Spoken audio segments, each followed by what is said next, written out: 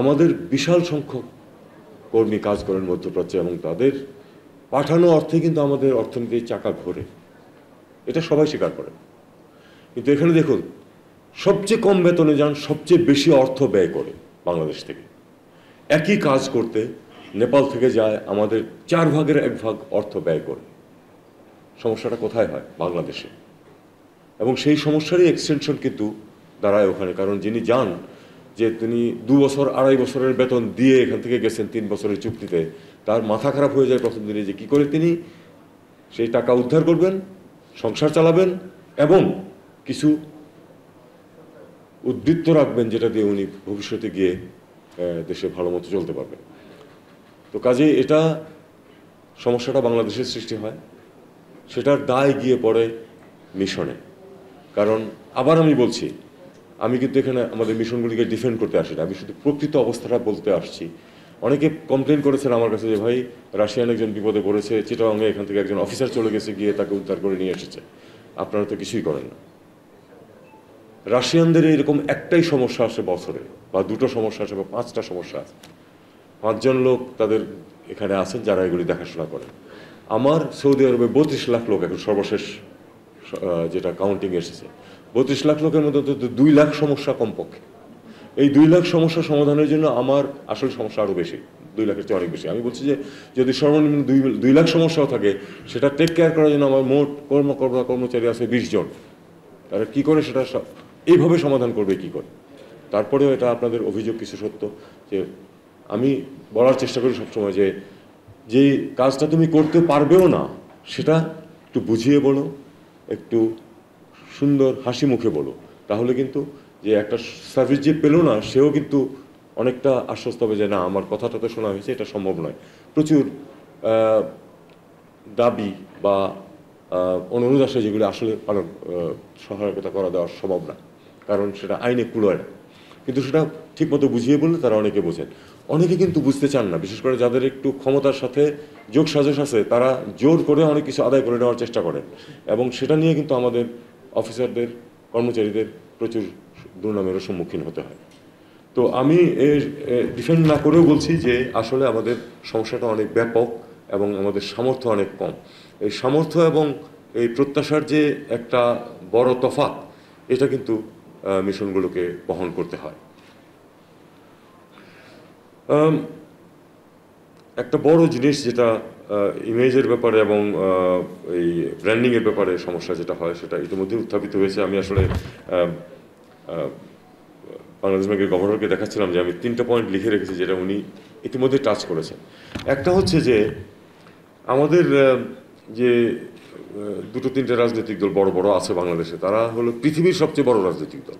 কারণ পৃথিবীর কোনো দেশের কোনো রাজনৈতিক দলের এত শাখা, এত কর্মী নাই পৃথিবীর বাকি অংশে।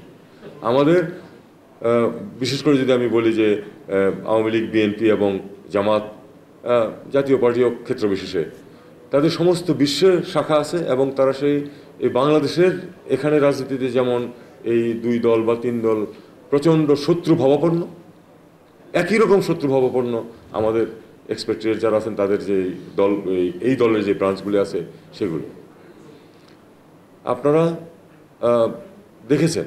এবং আমি তো সরকারের এই পদে আছি অল্প কিছুদিন, 33 বছর চাকরি করে রিটায়ার করেছি 11 বছর আগে। এরকম পৃথিবীর আর কোনো দেশের ক্ষেত্রে দেখেছেন আপনারা যে কেউ একজন এখান থেকে যায় আর তাকে ওই ডিম সরার জন্য বা তার বিরুদ্ধে স্লোগান দেওয়ার জন্য বিরাট সংখ্যক মানুষ দাঁড়িয়ে আছে? ইস্যু ভিত্তিক না, সেফ ব্যক্তি এবং দল ভিত্তিক হয় আমাদের যে রিয়াকশনগুলো। এটা আমাদের বিরাট ক্ষতি করছে আমাদের ইমেজের ক্ষেত্রে, আমাদের ব্র্যান্ডিংয়ের ক্ষেত্রে। ভারতীয়দের দিকে তাকান, আমিও আর অন্য কোনো উদাহরণ দিতে চাই না। ভারতীয়দের দিকে তাকান, তারা কিভাবে এটা ডিল করে। তাদের প্রধানমন্ত্রী যখন যান তখন কিন্তু সেখানে দুয়োধ্বনি দেওয়ার জন্য কেউ দাঁড়িয়ে থাকে না বা সংগঠিত হয় না। আমাদের এখানে হয়। এটা হয়ে আসছে, এটা এখনকার বা এর আগের রেজিমের বা তার আগের রেজিমের প্রশ্ন না, এটা চিরদিন হয়ে আসছে। এটা থেকে আমাদেরকে বেরোতে হবে। দ্বিতীয় প্রশ্ন, ভারতীয়রা যেই সুযোগ সুবিধা পাচ্ছে সমস্ত পৃথিবীতে, সেটা আমরা পাই না কেন, বা অন্তত প্রপোর্শনেটলি পাই না কেন? পাই না এই কারণে যে আমরা স্থানীয় রাজনীতিতে জড়িত হই খুব কম। যে স্বপ্ন দেখাচ্ছেন এই স্পিকার সাহেব, সেটা তখনই সম্ভব হবে যখন আমরা স্থানীয় রাজনীতিতে জড়িত হব। আমি অল্প কিছু সময় রাষ্ট্রদূত ছিলাম শুধু দক্ষিণ আফ্রিকায়।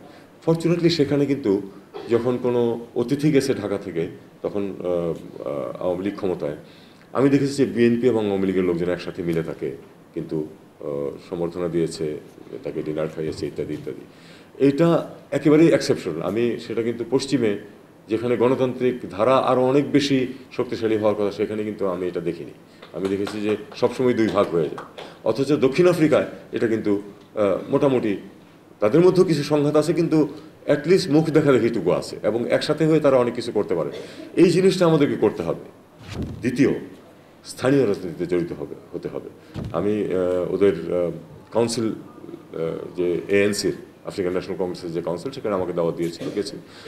আমার খুব ভালো লেগেছে, 2-3 জন কাউন্সিলর ছিলেন বাংলাদেশি অরিজিনের। তার মানে তারা স্থানীয় রাজনীতিতে জড়িত হয়ে এসেছেন। এবং ওখানে কিন্তু এই বাংলাদেশের মতো ওই কেন্দ্র থেকে নির্ধারণ করে দেওয়া হয় না যে কে কাউন্সিলর হয়ে আসবে। ওখানে একেবারে প্রতিটা ব্রাঞ্চে নির্বাচনের মাধ্যমে উঠে আসে যে কে ওখানে প্রতিনিধি হিসাবে যাবে, এবং তার মধ্যে বাংলাদেশি 2-3 জন ছিলেন। আমার এটা অত্যন্ত ভালো লেগেছে। এটা হচ্ছে আমাদের রাস্তা।